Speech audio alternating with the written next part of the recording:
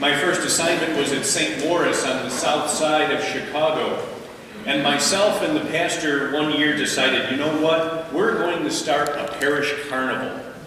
And so we gathered a few people together to plan for it, and we were all ready. We got a bouncy castle, we got food and drink, even contacted the Chicago White Sox, and they sent us none other than George Orta. You remember George Orta? Back in the day, he played for the Sox.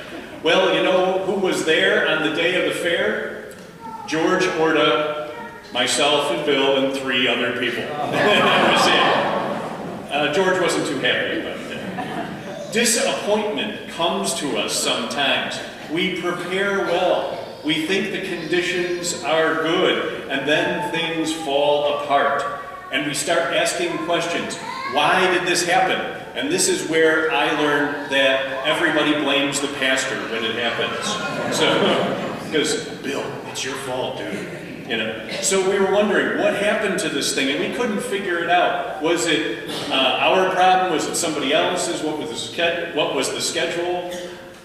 There was disappointment, and we were just not sure what to do. And I'm sure all of us have had experiences like that.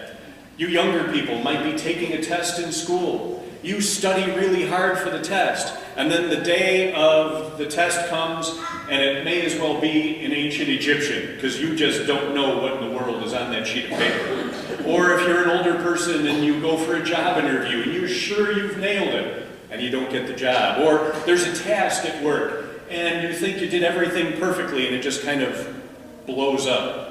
And so we can experience disappointment at all different times of our life.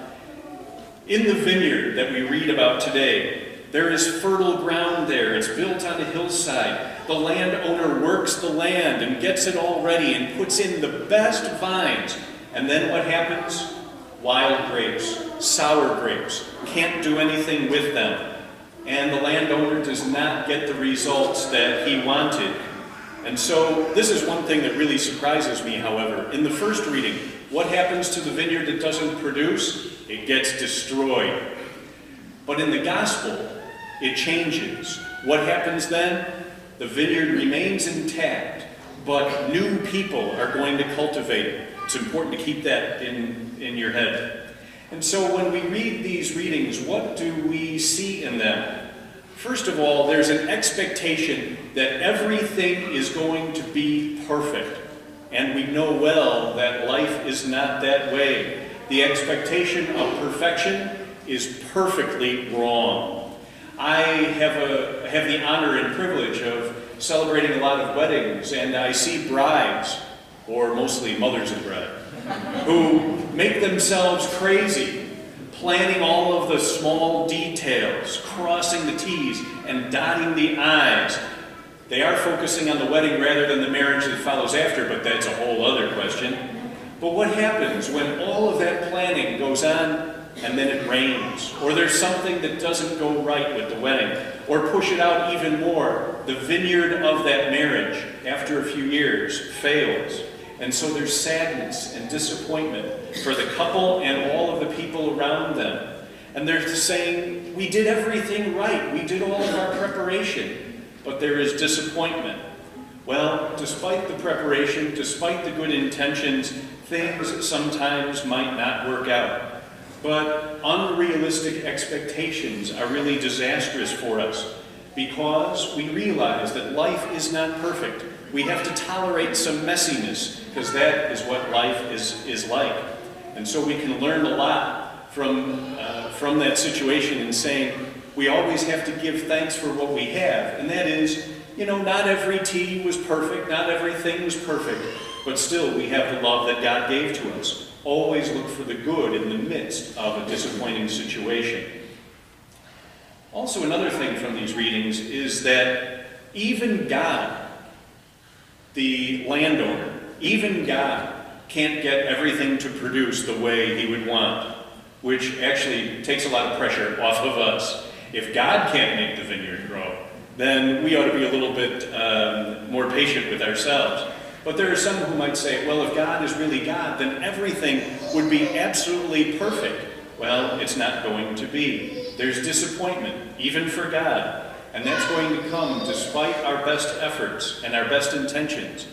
But God says in the gospel that new people, new creativity, new ideas will be able to make that vineyard grow. And so it's not an invitation to destroy the garden, but to invite new people in and to say that now we have the opportunity, because it's not just me in the vineyard, it's a whole group of folks and the vineyard. And together, with God's help, we can accomplish a lot. So we, all of us here, are the new tenants of the vineyard of God. We are the new creativity, the new ideas, and God can make all things new in us. And so we just have to open ourselves to the new possibilities that God has for each one of us.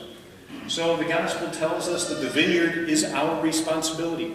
It's our property now, and we have to do our best with it, to use the talents and the skills that God gave us to make that vineyard grow and flourish for the glory and the wonder of God. And so we are always called to do something, not to say, hey, that's really a nice vineyard, and then walk away from it.